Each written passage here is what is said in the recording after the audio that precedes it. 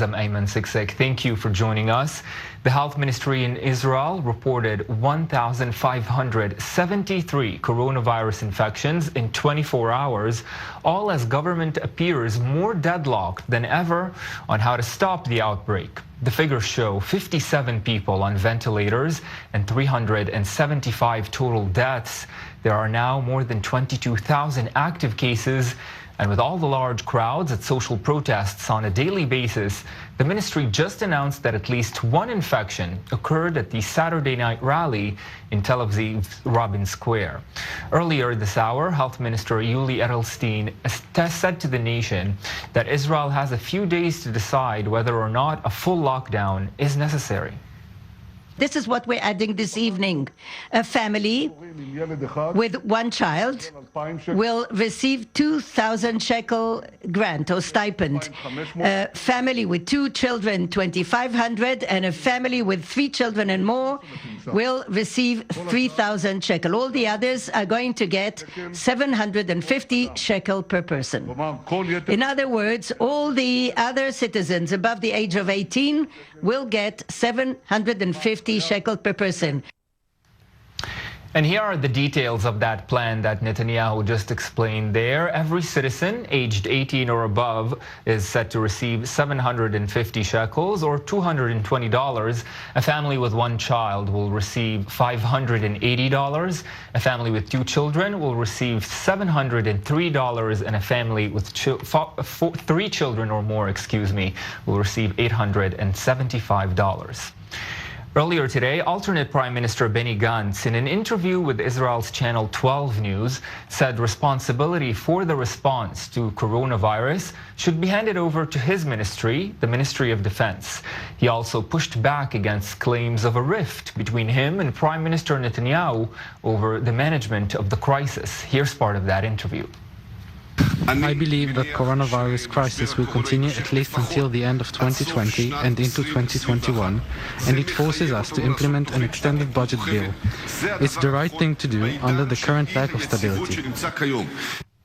And a briefing this evening at the Health Ministry in Jerusalem saw Health Minister Edelstein making the dramatic estimate that Israel has only a few days to decide on a nationwide lockdown, pending the results of the localized closures already in place. Take a listen. I think we have 3 or 4 days to see whether those minimal measures have any results on the ground. If a miracle will happen and we will see a change of trend, maybe we'll not reach a lockdown. Now, though a full lockdown has yet to be announced, Israeli businesses are already feeling the brunt of the restrictions.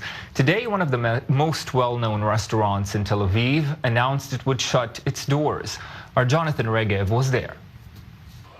This place right here behind me, an institution known as the Brasserie restaurant, may look alive and full of people now, but it will be deserted as of tomorrow morning, as the owner is now deciding to close this place due to the fact that no less than 19 staff members have been instructed to stay home, quarantined, due to the fact that they have come in some sort of contact with a coronavirus patient. And with so many staff members at home, the owner, a very famous Israeli chef, is saying there is no way to operate the restaurant, therefore it will now be closed. That owner wrote a letter which is hanged on the door of the restaurant, saying that she might reopen the place if and when the state allows the citizens to breathe, and maybe hoping to allow the citizens to breathe. A short time ago,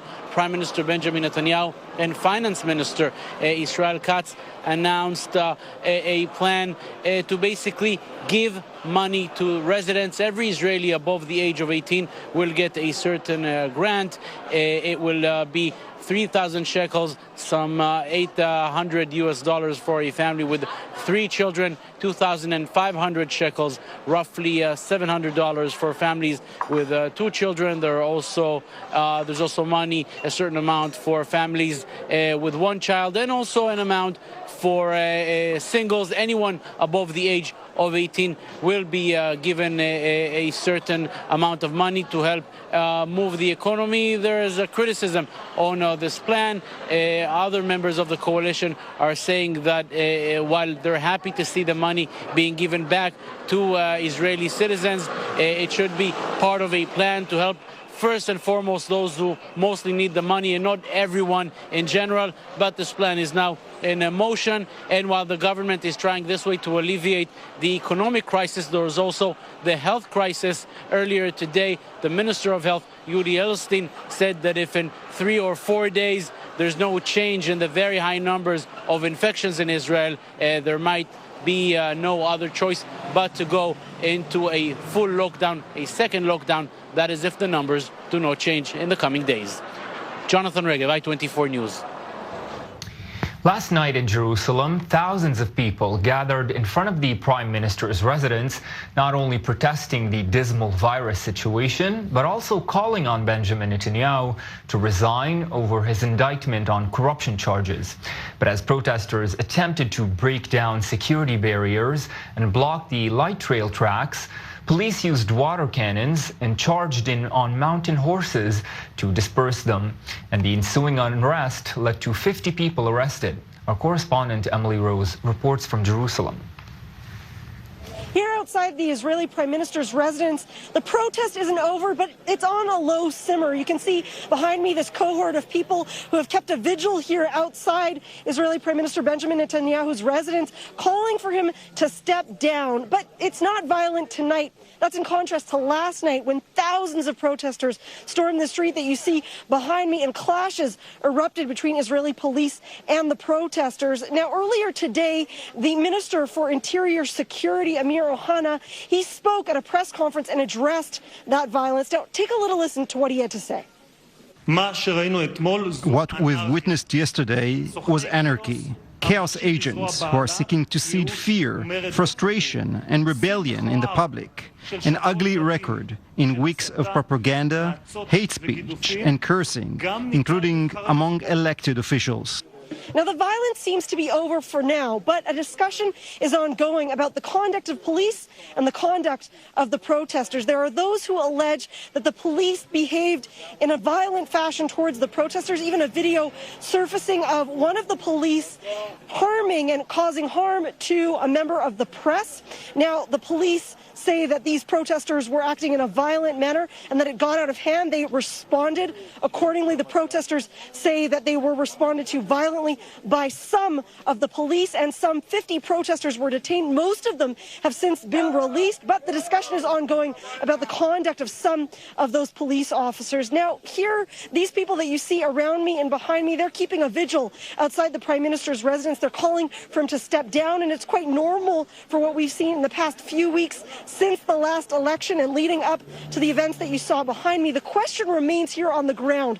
Will these protests again erupt into violence? Will we see more protesters en masse, or will it remain at the level that you see behind me? I'm Emily Rose, reporting from Jerusalem, I-24 News.